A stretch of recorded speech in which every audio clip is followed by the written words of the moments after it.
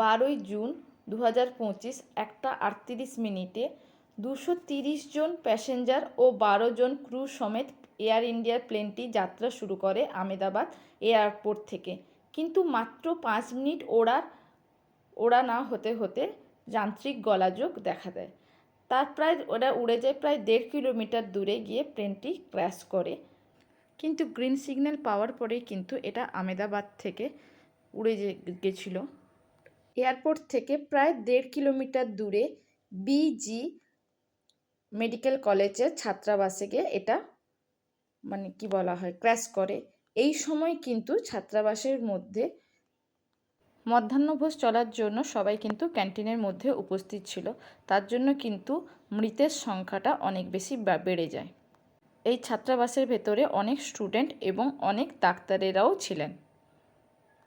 কিন্তু এতদিন পর্যন্ত মনে করা হতো বোয়িং 787 হচ্ছে পৃথিবীর সবথেকে সুরক্ষিত যাত্রীবাহী প্লেন বা এরোপ্লেন।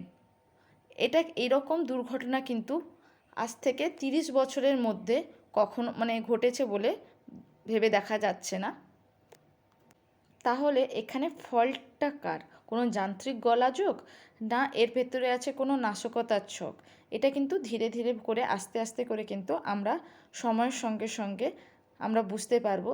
এই মুহূর্তে কিন্তু PM মোদি সকালবেলা এসেছেন, সবার সঙ্গে দেখা করেছেন, যারা অসুস্থ হয়ে হসপিটালে আছেন, যিনি বিশেষ করে বেঁচে আছেন ওনার সঙ্গে, এবং সেই সকল মেডিকেল স্টুডেন্ট যারা ইনজিওর হয়েছে এই ক্র্যাশে তাদের সঙ্গে কথা বলেছেন প্রায় 10 মিনিট ধরে।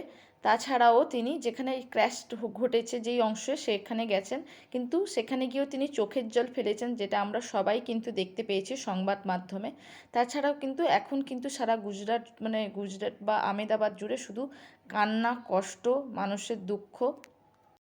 এই ছবিতে দেখতে পাচ্ছেন এক ডাক্তার দম্পতি এবং তার 3 সন্তান, যারা কিন্তু লন্ডনে নতুনভাবে চাকরি পেয়ে লন্ডনের উদ্দেশ্যে রওনা করেছিলেন, যারা আগে আর 3 দিন আগে পর্যন্ত রাজস্থানের কাজ ছেড়ে লন্ডনের উদ্দেশ্যে টাটা গোষ্ঠী কিন্তু জানিয়েছে যারা এতে মারা গেছে বা ক্ষতিগ্রস্ত হয়েছে, যারা মারা গেছে তাদের জন্য 1 কোটি টাকা, আর যারা ক্ষতিগ্রস্ত হয়েছে তাদের যাতে সারা জীবন তাদের ডাক্তার দেখানোর খরচ সব কিছু কিন্তু টাটা গোষ্ঠী বহন করবে। কিন্তু এতে কি মানুষের দুঃখ, কষ্ট ও মানুষের যে হাহাকার সেটা কি কমে যাবে?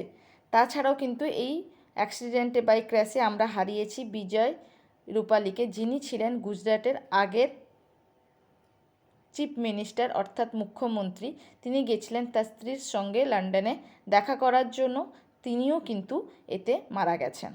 সকল মৃত ব্যক্তিদের শান্তি কামনা করে আজকের এই ভিডিওটা শেষ করছি। নমস্কার।